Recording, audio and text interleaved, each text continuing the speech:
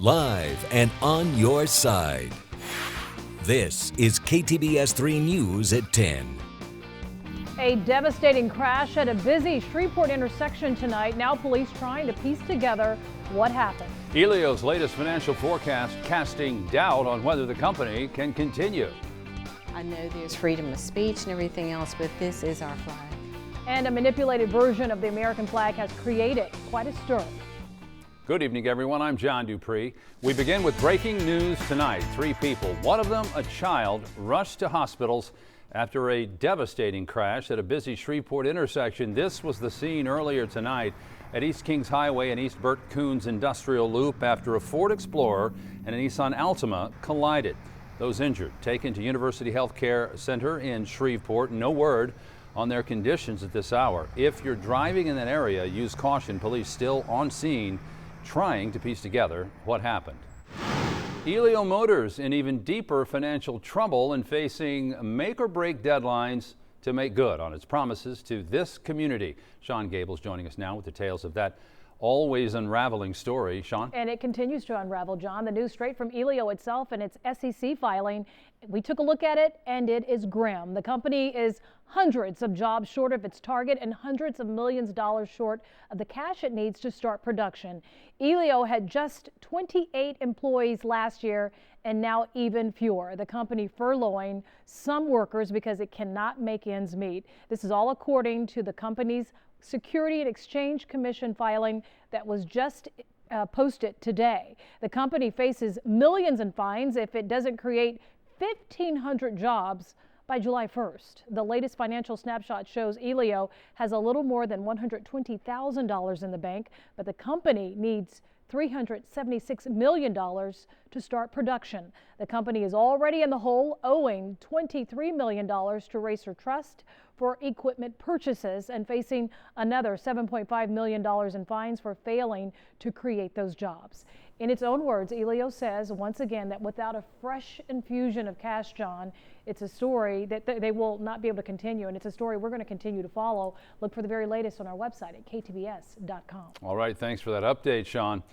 Elio's other fundraising method, reservations from potential buyers generating cash for the startup company, but now questions about that fundraising tool. We'll take a look at that aspect of this story next week.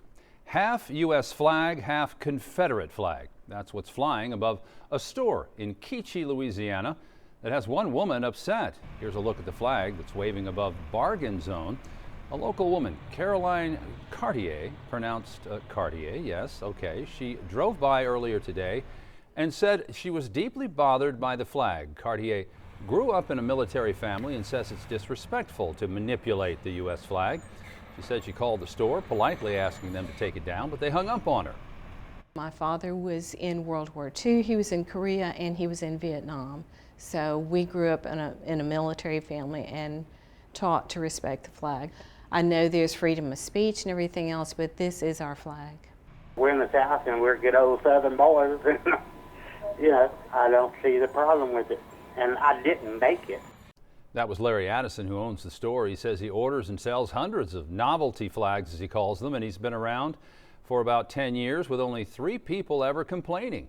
Cartier says she took her complaints to the village office. People have left us comments on this story. To join in on this conversation, you can visit our Facebook page. Just look up KTBS 3 News. And tonight, people living around the former Shreveport Country Club seeking answers about what could end up next door to them. Property owner Denny Duran is seeking rezoning so he can sell the club, which closed earlier this year. Residents sounding off about their concerns with Duran and the owners of New Day Recovery. New Day wants to buy the clubhouse and 61 acres of the course for a drug rehabilitation facility. Owners responding to residents' questions tonight. We don't have court reporting, it's all voluntary. We get referrals from physicians, we get referrals from churches, we get phone calls from people at home, we get phone calls from hospitals. Duran wants to sell another part of the closed golf course for residential development, but there's no timeline for that sale. The Shreveport Metropolitan Planning Commission will consider his rezoning request on Wednesday. And Caddo says no. Over the weekend, voters turned down millage renewals. Now the question remains, what next to fund public entities? KTBS 3's Amanda Atwell. She spoke to commissioners at a work session this afternoon. And Amanda, you learned a lot today. Yeah, Sean, commissioners say to not expect a solution anytime soon. Technically, the commission has until 2019 to pass a millage renewal. The election sought to renew taxes going towards public facilities, public health facilities, juvenile court, and the Caddo Parish Courthouse, as well as a sales tax rededication. Every single renewal failed by extremely close margins. Commission President Stephen Jackson says he feels many voters were misinformed. He also pointed to the fact that it was a special election and voter turnout was extremely low at only 8.2%. Jackson added that although he is disappointed the renewals failed, this was a very early proposition proposal, giving the commission the opportunity to reassess where they went wrong and listen to the voters and their message. I think there are some things, there's some misinformation that was put out. There's some more information that the parish needs to put out. We need to go out and find out, are voters really frustrated? And then there was also a lack of mobilization of individuals who may have supported it. Now, Jackson says due to the first of those millages not expiring until 2019, there's no current rush to regroup and no word on exactly what the parish's plan is going forward. Back to you, Sean. All right, Amanda Atwell reporting live for us tonight. You can find full results from this weekend's special election on our website at ktbs.com. The former director of Overton Brooks VA Medical Center has been fired by the VA system. Toby Matthew removed from the job April 13th based on charges related to general misconduct and failure to follow policy, among other issues. Earlier this year, the VA system moved Matthew to a regional office in Mississippi while investigating complaints about his management style while at Overton Brooks. The VA system expects Matthew to appeal his firing.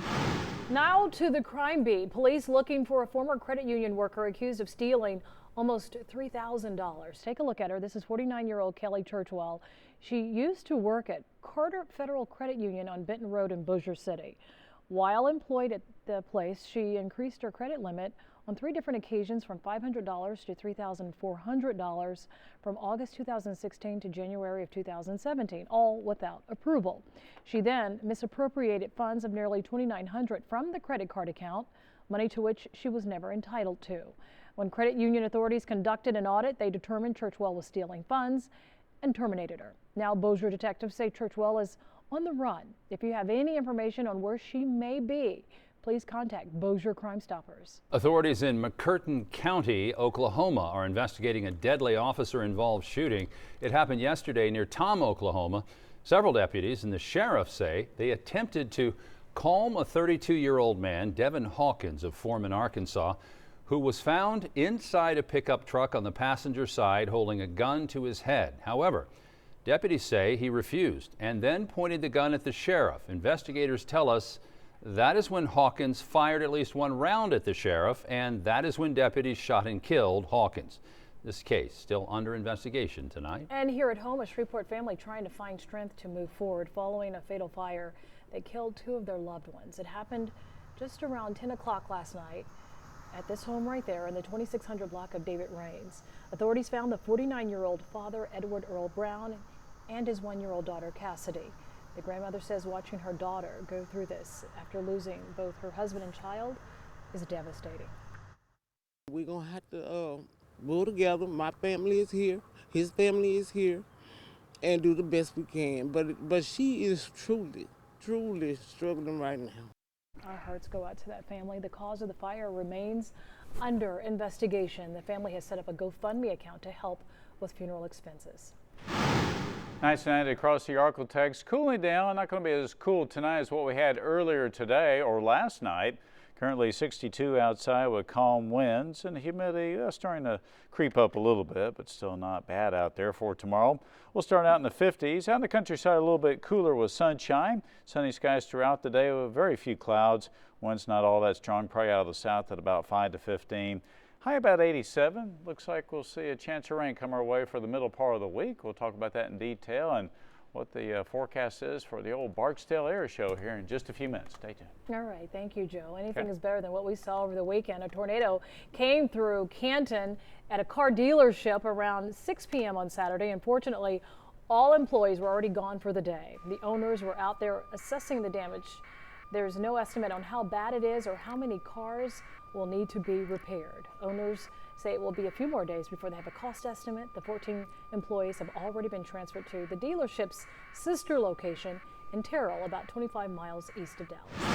The Bossier Parish School System and community members remembering students and employees today who've passed away over the school year at a memorial service this evening. In fact, 8 students, 6 employees remembered at the service. Multiple Bossier Parish school officials as well as the principals from each affected school spoke in remembrance of the student or employee they had lost.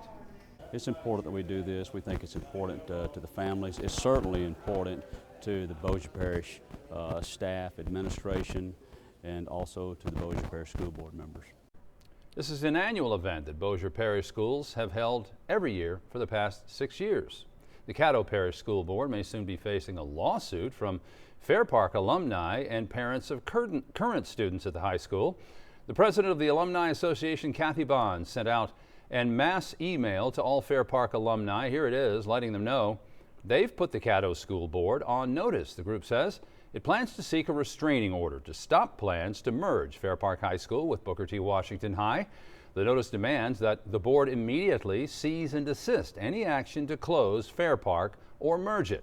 The school board will discuss the lawsuit during their executive session tomorrow. That meeting begins at 4:30. And a plan to give Caddo school teachers and staff raises of 5% is up for a vote by the school board on May 16th. School board member Barry Rochelle and Steve Ryal, as well as demographer Elliot Stonecipher, will speak at the Caddo Parish Republican Monthly Luncheon tomorrow regarding the plan. You can listen and ask questions for yourself. Admission is absolutely free. The event will be held at the Wyndham Garden Hotel at noon. Lunch is optional. It costs $13. And did you ever give an apple to a teacher? Yeah, sure. I bet you did. That's how you made straight A's. Well, there's good news for teachers. McDonald's is doing something like that. The restaurant's giving away free beverages in honor of National Teachers Appreciation Day. National Teacher Appreciation Day officially May 9th, but the food chain hosting the event tomorrow, May 2nd. Still to come in the KTBS 3 News at 10. Joe Haynes back with your full forecast. You're watching KTBS 3 News at 10. Stay with us. We'll be right back.